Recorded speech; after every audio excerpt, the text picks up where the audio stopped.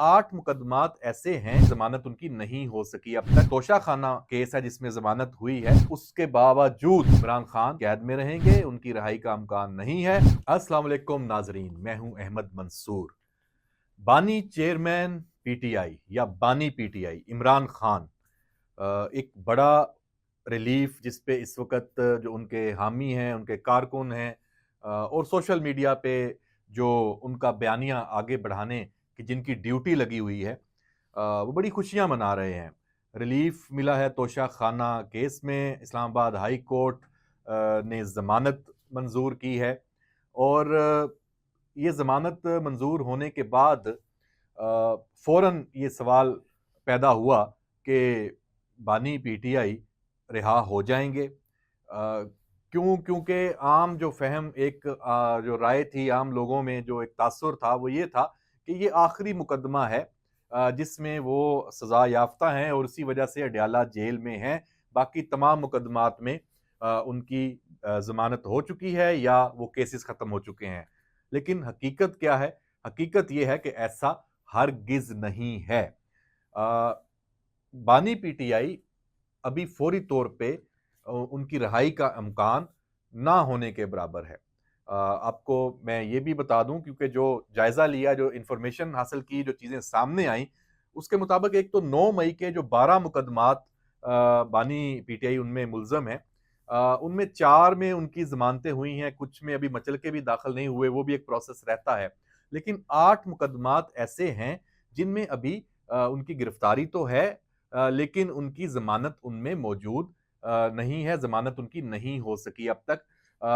तो समझ लें कि फौरी तौर पे ये जो तोशा खाना का केस है जिसमें जमानत हुई है, उसके बावजूद इमरान खान अभी कैद में रहेंगे, उनकी रिहाई का इम्कान नहीं है।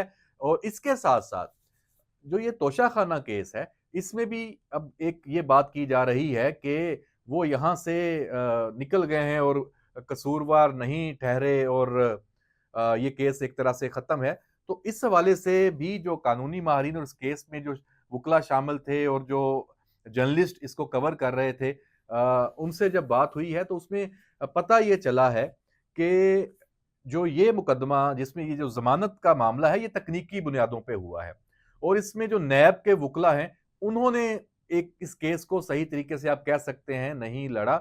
लेकिन जो तोशा खाना की जो चीजें हैं वो तो वहां से निकाली गई हैं और कानून की खिलाफ वर्जी हुई है, इसमें तो दो राय नहीं है। ये केस जब आगे चलेगा, इसमें फर्द जुर्म भी लगनी है, तो इसमें बहुत हद तक ये इम्कान मौजूद है कि इस केस में भी बानी पीटीआई इमरान खान को सजा मिलेगी, मिल सकती है, इसका इम्कान मौजूद है। और ये आर्जी रिलीफ है और इस आर्जी रिलीफ के बावजूद वो जेल से बाहर भी नहीं आ रहे। तो ये जो सारी सूरत हाल है, ये इस वक्त अपडेटेड है। और इसके साथ साथ जो अडयाला के अंदर समातें होती हैं, 190 मिलियन पाउंड केस, उसका जो मामला है वो भी बिल्कुल अब हतमी मरहले में वो पहुंचा हुआ है। वो 342 का जो बयान है, स्टेटमेंट्स हैं, जवाब हैं, सवालात जो उनको दिए गए हैं बानी पीटीआई और बुशरा बीबी, वो जमा होने हैं। इसमें वो लैतो लाल से काम ले रहे हैं और वो जवाब जमा नहीं करवा रहे। लेकिन काफी वक्त अदालत दे चुकी है। यकीन यही किया जा रहा है कि इस केस का फैसला जो है वो भी जल्दी होगा, क्योंकि जो कानूनी तरीकाकार है किसी भी मुकदमे की समाअत का, उसको जो लोग जानते हैं, समझते हैं, तो वो ये बताते हैं कि ये केस जिस मरहले में दाखिल हो गया है, ये चंद हफ्तों की बात है और बाज तो लोग कहते हैं कि चंद दिनों में भी अगर अदालत चाहे तो अब ये केस मुकम्मल इसकी समाअत हो चुकी है। और इसमें 190 मिलियन पाउंड, और जिनको पता है कि ये अलकादर ट्रस्ट का मामला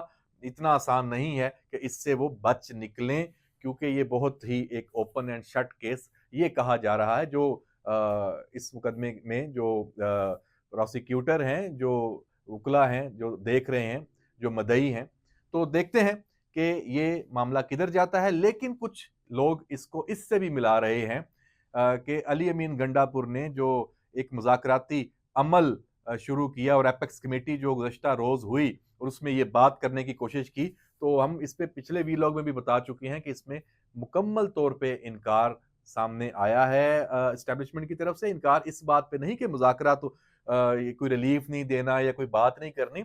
इनकार इस बात पे है कि हम क्यों बात करें, हमारा इससे क्या लेना-देना। सियासी अमल है मुज़ाकरात, सियासी जमातों के तौर पे अगर करना चाहते हैं, तो हुकूमती सियासी जमातें हैं, आप बतौर अपोज़िशन बात करना चाहती है तहरीक-ए-इंसाफ, तो आपके प्लेटफ़ॉर्म्स मौजूद हैं। फिर एक और राब्ते की भी इत्तलात आईं और खबरें आईं, वो अहम राब्ता है, वो स्पीकर कौमी असम्बली सरदार अयाज सादिक के पास पीटीआई का जो एक वफ़द गया, उसकी मुलाकात हुई और उसकी मुलाकात यकीनन उसको खुफिया रखा गया, वरना 24 घंटे बाद उसकी तफ़सील सामने आई। वरना अमूमी तौर पे तो ऐसी मुलाकातों का पता चल जाता है कि आप मिलने जा रहे हैं और बता के जाते हैं। तो जब आप बता के नहीं गए और उसकी उस वक़्त कोई ऐसी लाइव कवरेज भी नहीं हुई, किसी के पास इन्फॉर्मेशन भी नहीं थी, तो यकीनी तौर पे ये मुलाकात एक अहम मुलाकात है और इसमें क्या माँगा गया है, इसमें स्पीकर अयाज सादिक से किरदार अदा करने की बात की है। तहरीक-ए-इंसाफ के जो कायदीन वहाँ जाके मिले हैं कि अब इस मामले को कहीं पहुँचाया जाए, ये बात बहुत आगे जा चुकी है। तो अली अमीन गंडापुर ने जो एपेक्स कमेटी में इजलास में शिरकत से पहले इमरान खान से मुलाकात की थी अडयाला में 1.5 घंटे तक और उसके बाद वहां गए थे। फिर ये खबरें सामने आ गई थी कि ये मुज़ाकरात ही हैं इसमें, मतलब और यक तरफा है। मैं कल भी इस पे बात कर चुका हूं, ये दो तरफा नहीं है। इस वक्त जो मुज़ाकरात हैं, ये इसकी सारी कोशिश है, ये खुद बानी पीटीआई और पीटीआई की जो अपनी लीडरशिप है, ये उनकी तरफ से है कि 24 नवंबर की जो ये फाइनल कॉल वो दे बैठे हैं, ये उनके गले की हड्डी बन चुकी है।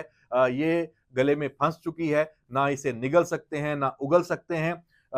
चंद अब तो 48 घंटे की बात रह गई है, हुकूमत की तैयारी पूरी है, कंटेनर्स भी इस्लामाबाद में आ गए हैं और दीगर जो लवाजमात हैं इस तरह के प्रोटेस्ट और एहतजाज और फाइनल कॉल को उसका मुकाबला करने के लिए उसकी हुकूमत ने तैयारी की है और साथ ही साथ एक फुल पैकेज भी अनाउंस कर दिया है कि जो इस एहतजाज में, इस इंतशार नुमा एहतजाज में शिरकत करेगा, उसके लिए फुल पैकेज, उसका अनाउंसमेंट उसकी हो चुकी है वजारत दाखिला की तरफ से। उसमें वो कॉन्सिक्वेंसेज उनको भुगतना पड़ सकते हैं जो इसमें पहले कभी नहीं है और उसमें शनाख्ती कार्ड की मनसूखी से लेके, पासपोर्ट की मनसूखी से लेके, जो स्टूडेंट्स को अगर आप लेके आते हैं तो उनके तालीमी उनका उनका हर्ज है वो भी होगा।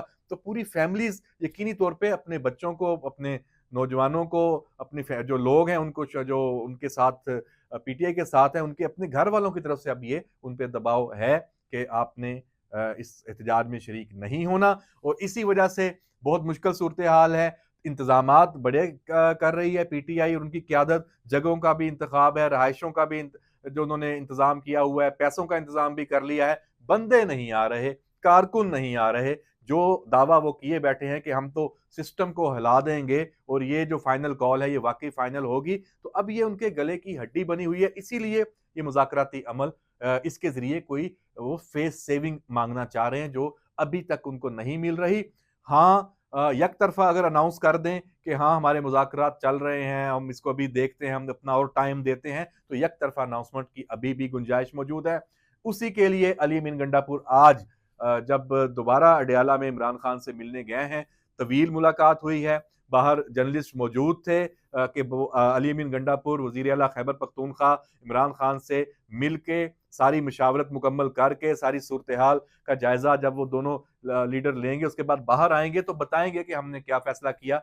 लेकिन उन्होंने कोई मीडिया से बात नहीं की। तो इससे इन क्यासराइयों को तकवीयत मिली है कि अभी बातचीत है या कोई अमल है ये जारी है, किसी नतीजे पे नहीं पहुंचा गया दोनों जानिब से। और इसमें इसकी एक और भी है कि इमरान खान इस मामले को 24 नवंबर आखिर तक लेके जाएंगे कि कहीं कोई रास्ता निकल आए। उसके लिए जुम्मे की शाम तक का जो इंतजार है वो पता चल रहा है कि वो होगा और उस जुम्मे की शाम तक ये पता चल जाएगा कि ये जो कॉल है, फाइनल कॉल है, इसका क्या बनेगा, इसको किस तरीके से इससे जान छुड़वाई जाएगी, ये पता चलेगा। क्योंकि ये तो तय है कि इस फाइनल कॉल का पीटीआई के हक में, बानी पीटीआई के हक में कोई फायदा इसको नहीं मिलने वाला, उनके लिए उल्टा नुकसान है। माहौल सारा उनके खिलाफ हो चुका है, हालात वाकयात सारे उनके खिलाफ हो चुके हैं। तो देखते हैं कि इस मुश्किल जो फैसला इन्होंने किया फाइनल कॉल का, इस मुश्किल सूरत हाल